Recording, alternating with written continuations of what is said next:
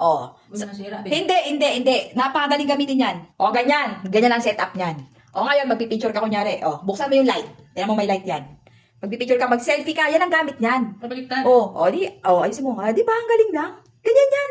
O, di ba? Maliwanag ka na. Maliwanag din pagbumukha mo. O, ang kagandahan sa kanya, marami siyang kulay. O, pwede siyang dim light. Teka lang. Color yan, maraming kulay. Dim light. O, tapos yung isa, paano? Iharap ko lang sa idong. Sakit ka matabi. Sige lang, tiisin mo. Ayan, ganyan. Isang kulay. Di ba? Mag-picture ka kunyari. Di ba maliwanag na? Dim light. Di ba? Ganyan.